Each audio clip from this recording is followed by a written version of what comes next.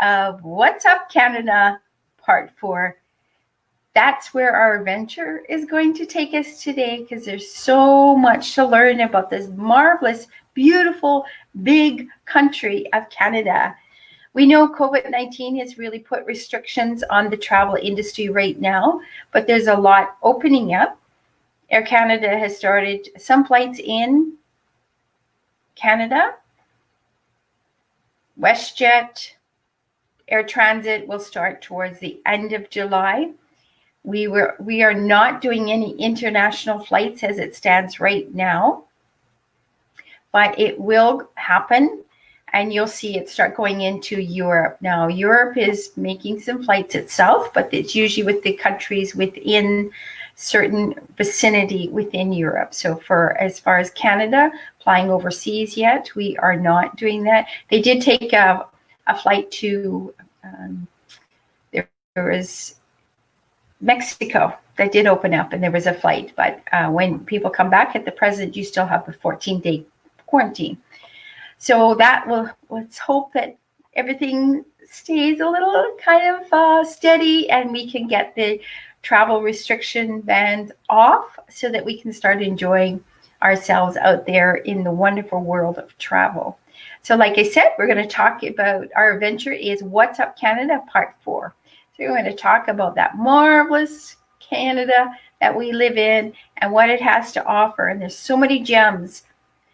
Before I do, like Speak Up and Empower is like an online membership-based community of heartfelt-centered people who envision more for the world.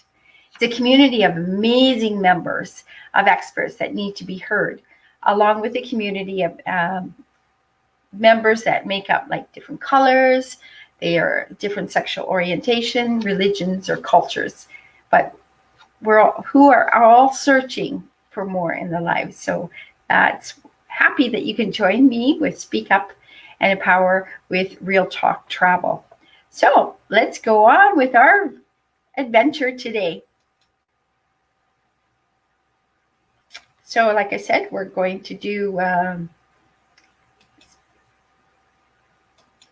see if I can get it. Okay, we're still talking about Canada, so you can see how Canada is very big and the fact that there's a lot to see in Canada. So today we're going to talk about Newfoundland, and then we're going to talk about Quebec, and we're going to come into Ontario. And still, we're not even going to hit the tip of the iceberg of all the beauty that it has to offer.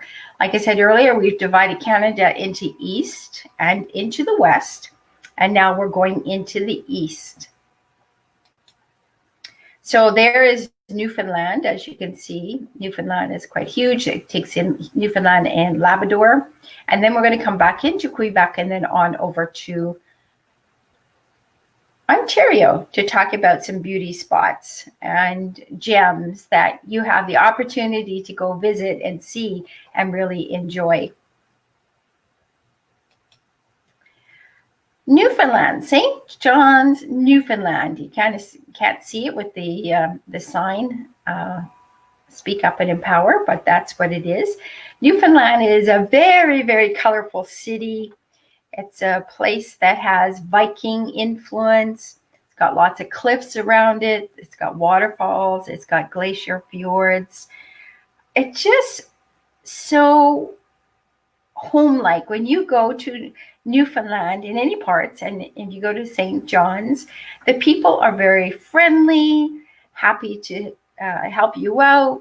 But just look at the color of the buildings. They have no shortage of a variety of color paints, and they don't mind painting their buildings in a different array to really make them stand out and pop. And that's you're going to see in all parts of Newfoundland that you could fly into. And this year, Air Canada has fly, drive, and accommodation packages. So you could fly into Newfoundland, St. John's, you could pick up a car, and then you could do your adventures from your accommodations and travel and be able to see this beautiful province. There's something that is very unique in Newfoundland is the fact that you'd see icebergs, and you'd see them many, many places throughout all around the coast. And keep in mind with icebergs that you're only seeing 1/3 of the iceberg. So 2/3 of it's underneath. So you can see why the Titanic would have got split open with a intensive big block of ice there. To the west, it's called Newfoundland. It's West Pond. It's Mourne National Park. This is spectacular. To be able to see all the beauty that's going on and be able to enjoy the site. There's so many trails that you can go on and be able to see that. I'm just checking something, folks. Just give me 1 second.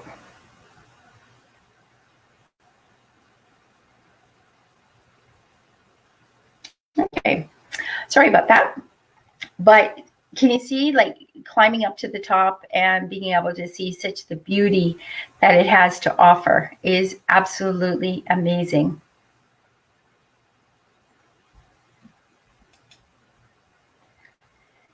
This is L'Anse Meadows. This is up towards, like, on the probably the more eastern side of Newfoundland towards Labrador. And you'll be able to see that it has the influence of the Vikings. So they had their buildings that they put into the ground, and more of the building is underneath the ground more so than on top. But this would certainly give you an idea as to how the Vikings lived and how they influenced the Newfoundland area and how they settled there and how they actually lived. This is Trinity Bay. See what I was saying, that there's no shortage of the colored buildings, but the views of Newfoundland is so spectacular that if you've never taken the time to go over to Newfoundland, you should really do so. And when you go to Newfoundland, you need to be screeched in. What's screeched in? Well, it's obviously they do have a drink, screech, but to be a part of the Newfoundland clan, so to speak, you would have to eat a piece of Newfoundland steak, which is bologna. You'd eat that, and then you would actually have to chant some words, kind of that would be dealing with it. It's an old saying that Newfoundlanders would have, that kind of talking about Newfoundland. Then after you do that, you would kiss the cod, and then they would give you the drink for the screech. So it's quite the procedure, but you get a certificate, and everybody who goes over to Newfoundland should really be screeched in. So it's a pretty fun event at all the different bars and pubs. Maybe you won't like kissing the cod, but then you could have your certificate and say, hey, you're a Newfoundlander now, you've been screeched in. This is Newfoundland. This is Port aux Basques. So like I said, there again, you can see the array of the buildings. Port aux Basques is interesting because the fact that it is a city that is taken on being autistic, in the fact that they recognize autism, they really help out with autistic kids, and they do everything within their power to help them in all aspects. There is also lodges that will take families with autistic kids, and they have a place that they can go vacation. So I thought it was really quite awesome that Port aux Basques has done that, because autism seems to grow. It's probably 1 in 66 children, and more boys are affected. Now we're going on to Quebec. Can you guess the city? Well, the name is covered up behind that sign, but it is actually Montreal. So you can see the Ferris wheel and the waterfront. That's where they would have housed the Olympics quite a few years ago. But Montreal is really a hustling, bustling nightlife city with lots of underground shopping. You don't have to be on top of the streets to enjoy, but you can go. But so much to see and do in Montreal itself. This is the St. Joseph Oratory. Now, the reason why this is so unique, lots of people go there because this is the largest dome in all of Canada, and it's probably one of the largest in the world. So people go there for just to see the architectural structure, but do also go there for their spirituality or religious reasons. And it's quite impressive to be able to see this building. Now we're going north. We're going into Quebec City. You can see the big hotel, Fort Frontenac, Le Chateau.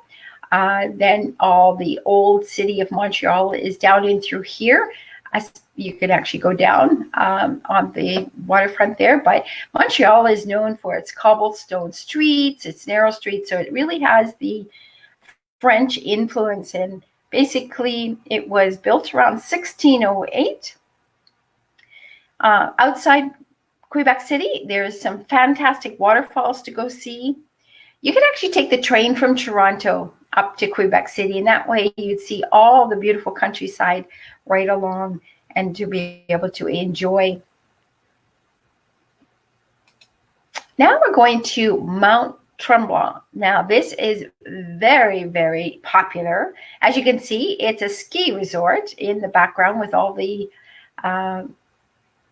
lanes going, it wouldn't be lanes, but all the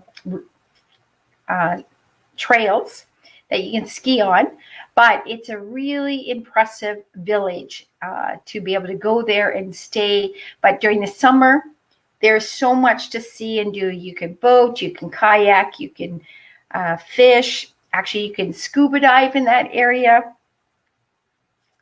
You can actually camp, stay in some of the resorts that is local there. So it's actually a place that you can go all year round. So whether you go in the spring, whether you go in the summer, whether you go in the fall, or whether you go winter. And obviously the fall winter time is, if the snow is there, they're going to be doing their skiing or snowboarding, and it really makes it very, very, very busy.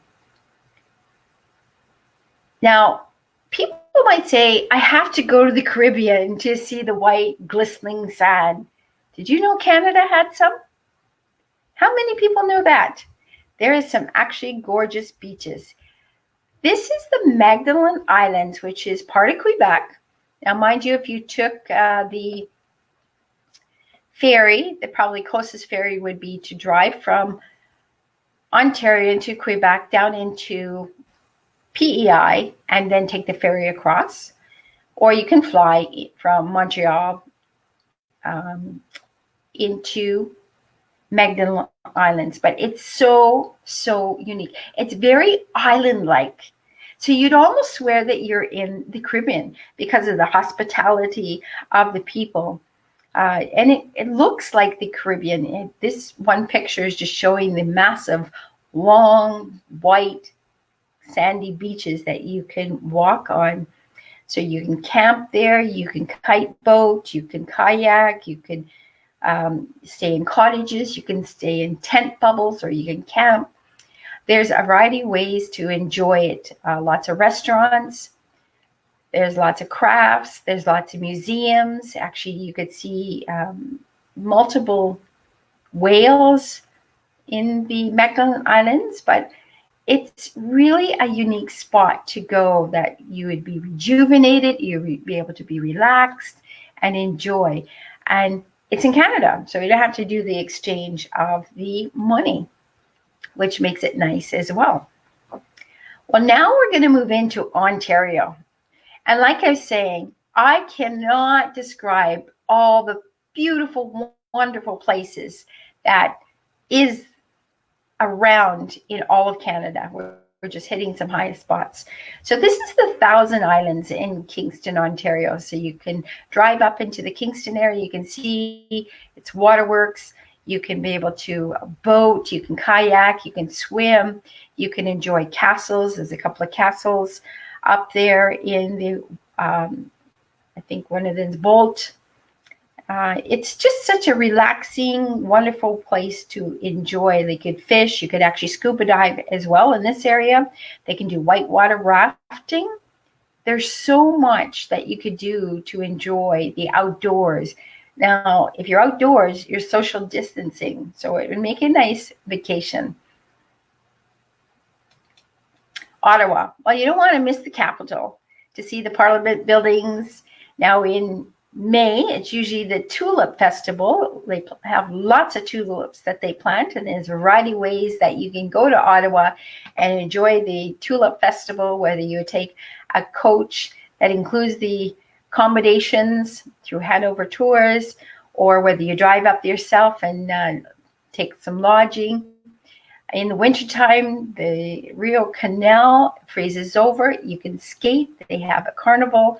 There's so many things right in Ottawa that you can take and enjoy. And there's actually even whitewater rafting in near Ottawa. So like I said, there's no shortage of what you could do and enjoy in this area in Ontario. This is something everybody should do. This is this is up in Smith Falls that you would pick up this boat. It's Le Boat. So you'd actually rent a boat. And the boat has everything on it. So there are even like 4 bedrooms. So you travel the Rio Canal. There's 47 locks that you go through. There's small cities along the way that you can stop and be able to, you could even take your bikes and you could bike, you could kayak, you could swim, you're fishing. But you're just like floating down the river, not very fast, going through the locks. And anybody can do this because they show you how easy it is to maneuver the boats up and down the canals, in through the locks. And there are the parks individuals there to help you out with that. So it's just spectacular. If you've never done this, contact us because we could take you on these Le Boat opportunities that you can rent your boat then you can have as many people as you want. You rent it for the week, and obviously there's other criteria that you'd have to make sure that you fill out and so forth. But what a relaxing way that you could stop in the middle of the canal or the lake and be able to jump off and swim, just be docked there. Full kitchen aboard that you're cooking, the barbecue, the sun deck on top. So certainly a very pleasurable outdoor activity vacation that you could have in Canada. You'd definitely be social distancing as well. Well, nothing's complete unless you go to Toronto. If people haven't been to Toronto, to see the skyline, see the CN Tower, the Sky or the Rogers Centre, the island across the way that's got the amusement park, the Chinatown, walking along the waterfront, Ontario Place. There is so much to visit, like Kensington Market.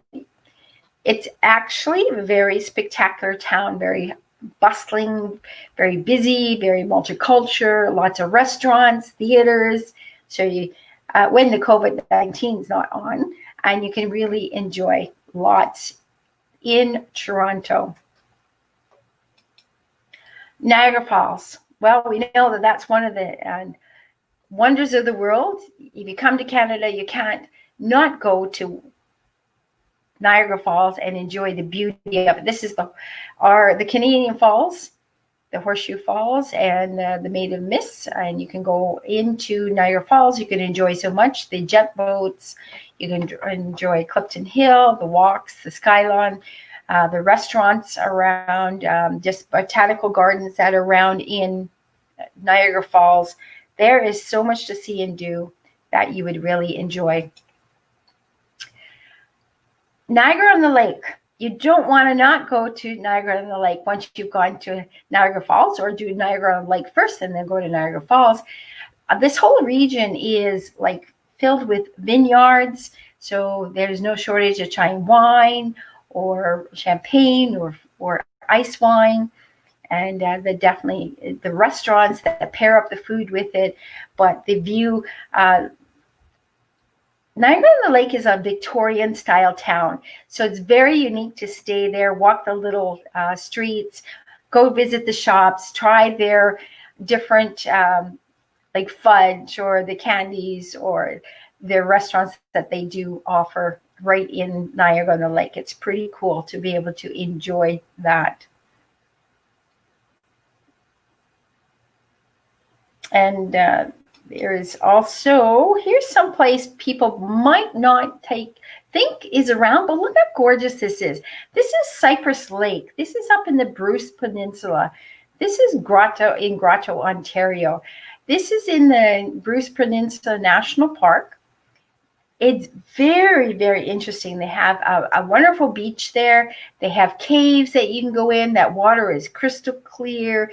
It's like turquoise blue. It almost looks like the Caribbean. You can hike the trails. You can kayak. You can sail there.